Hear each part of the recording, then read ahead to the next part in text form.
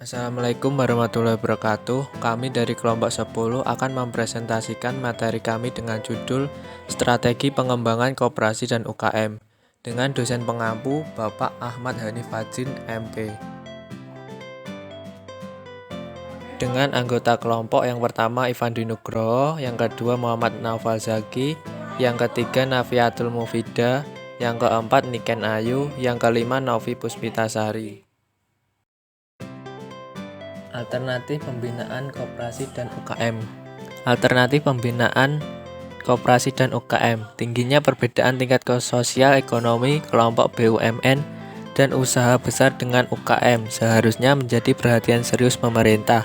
Hal tersebut diperlukan agar pemerintah dapat memerankan dirinya secara lebih optimal di dalam sektor ekonomi skala UKM yang umumnya bergerak pada sektor-sektor informal.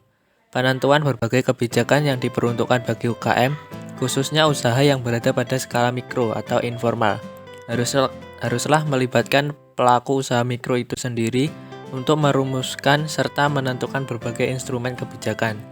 Berbagai implikasi yang paling sering dirasakan UKM sebagai imbas dari kebijakan seperti itu diantaranya dapat dijelaskan sebagai berikut. A. Banyak kebijakan program bantuan baik natura maupun uang tunai dan dilakukan oleh berbagai departemen maupun pemerintah daerah yang tidak sesuai dengan apa yang dibutuhkan masyarakat. Yang B. Penguatan keterampilan kerja dengan mendirikan pusat-pusat pelatihan baik oleh Kementerian Sosial, Kementerian Tenaga Kerja maupun berbagai institusi pemerintah lainnya. Umumnya tidak memiliki program yang berkelanjutan dan disesuaikan dengan daerah pusat pelatihan yang dibuat. Dengan kata lain, program tersebut tidak berorientasi kepada masyarakat. C. Kebijakan pengaturan tata kota atau tata tempat yang berhubungan dengan lokasi pedagang kecil maupun PKL.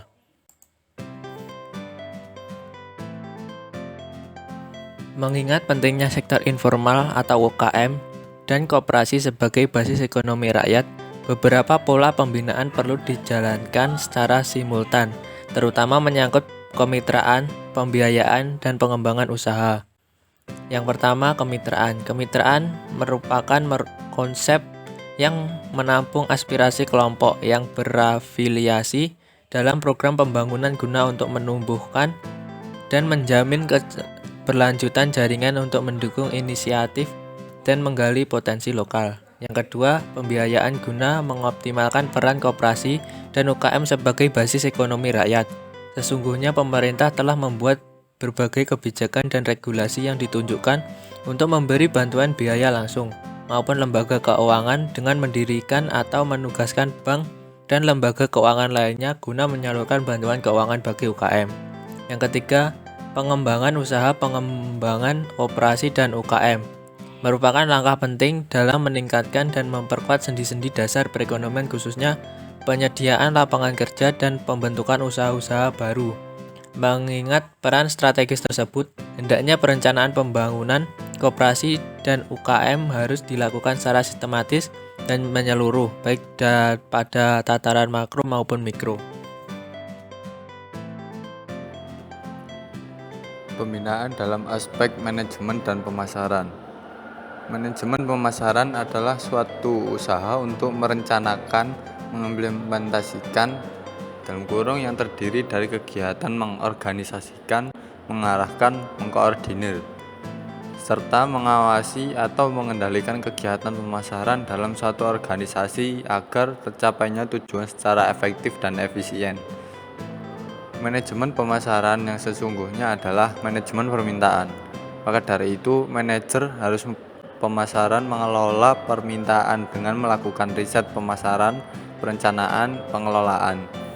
Terdapat 8 jenis permintaan dan tugas-tugas pemasaran dalam menghadapi permintaan pasar, yakni 1. Permintaan negatif, 2.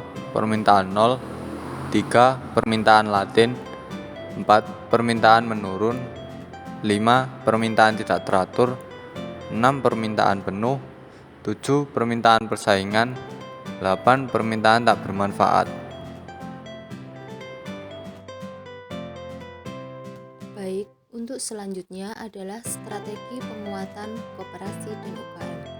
Salah satu bentuk strategi penguatan koperasi dan UKM adalah dengan pendekatan kluster atau pengembangan sentra-sentra bisnis atau pendekatan inkubator. Yang pertama, ada pendekatan kluster. Kluster atau sentra bisnis dapat didefinisikan sebagai suatu konsentrasi dari berbagai usaha sejenis, terutama usaha dalam skala kecil. Yang kedua, ada pendekatan inkubator. Inkubator merupakan lembaga yang melakukan pembinaan terhadap kegiatan bisnis, terutama usaha berskala mikro. Paling sedikit, ada 5 jenis inkubator yang selama ini menjadi acuan dalam pengembangan inkubator di beberapa negara yang meliputi: pertama, Regional Development Incubator; yang kedua, Research University Technology Based Business Incubator; yang ketiga, ada Public-Private Partnership Industrial Development Incubator; yang keempat, ada Foreign Sponsor International Trade and Technology; yang kelima, tipe inkubator lainnya. Misalnya, inkubator yang memfokuskan diri pada program pengembangan kelompok tertentu. Selanjutnya yaitu strategi pengembangan UKM dan koperasi melalui program CSR dan PKBL. Strategi lain dalam pengembangan koperasi dan UKM sebagai manifestasi sistem ekonomi kerakyatan adalah melalui pemanfaatan program CSR atau Corporate Social Responsibility atau tanggung jawab sosial perusahaan, dan PKBL, program kemitraan dan bina lingkungan. Program ini merupakan suatu bentuk komitmen perusahaan atau dunia bisnis untuk berkontribusi dalam pengembangan ekonomi berkelanjutan dengan memperhatikan tanggung jawab sosial perusahaan dan menitik beratkan keseimbangan antara perhatian terhadap aspek ekonomi sosial dan lingkungan. Program CSR dan PKBL perlu diarahkan yaitu untuk yang pertama, mendorong perubahan paradigma peran CSR dan PKBL yang lebih diarahkan pada peran fasilitatif katalistik yang menekankan pola hubungan kemitraan dengan stakeholder. Yang kedua yaitu mendorong terjadinya kolaborasi antar stakeholder yang berbeda kepentingan dalam sebuah agenda penguatan ekonomi lokal, baik antara lembaga dan dinas di lingkungan pemerintah daerah maupun pelaku usaha kecil dan menengah, pelaku usaha besar swasta dan BUMN, lembaga litbang, serta perguruan tinggi. Yang ketiga, mendorong inisiatif penguatan ekonomi lokal dengan memperbaiki kondisi lingkungan persaingan usaha secara umum dan lingkungan usaha pada rantai nilai tambah rumpun usaha secara spesifik. Dan yang terakhir yaitu mendorong inisiatif untuk menciptakan upaya terpadu, fokus dan sinergi untuk perbaikan lingkungan usaha yang mengoptimalkan kelompok industri atau usaha kecil dalam satu jaringan mata rantai nilai tambah yang berhubungan baik melalui hubungan bisnis maupun non-bisnis, dan menjadikan kegiatan CSR sebagai salah satu instrumen pengembangan ekonomi lokal. Tujuan pengembangan koperasi dan UKM. Dalam upaya meningkatkan peranan koperasi sebagai bentuk pengembangan dalam usaha mikro kecil, industri, perdagangan, dan jasa, tentunya hal tersebut mempunyai suatu tujuan yang hendak dicapai, yaitu tujuan pengembangan koperasi dan UKM yang mana sebagai berikut. A. Meningkatkan kontribusi koperasi dan UMKM dalam sektor ekonomi. B. Meningkatkan daya saing koperasi dan UMKM. C. Meningkatkan produktivitas koperasi dan UMKM. D. Bagi para pelaku UKM, koperasi bisa menjadi tempat untuk memperoleh modal dan tentunya mengadakan kegiatan usaha secara bersama. E. Bagi produsen, dengan diadakan koperasi bisa menjadi tempat untuk menawarkan barang dengan harga yang relatif tinggi. F. Pengembangan koperasi dan UMKM dimaksudkan untuk memberi dorongan, memperkokoh dan memantapkan organisasi, manajemen, serta usaha koperasi, usaha mikro, usaha kecil, dan usaha menengah. G. Meningkatkan peran koperasi dan usaha kecil dan menengah dalam perekonomian daerah dan nasional. H. Meningkatkan lapangan kerja dan kesempatan berusaha. I. Pengembangan koperasi dan UMKM sebagai motor penggerak roda perekonomian daerah dengan menciptakan iklim yang kondusif atau suasana aman. J. Tujuannya supaya koperasi harus mampu memberikan penguatan terhadap pengembangan usaha menengah, kecil, dan mikro atau UMKM sebagai implementasi dari gerakan ekonomi rakyat. K.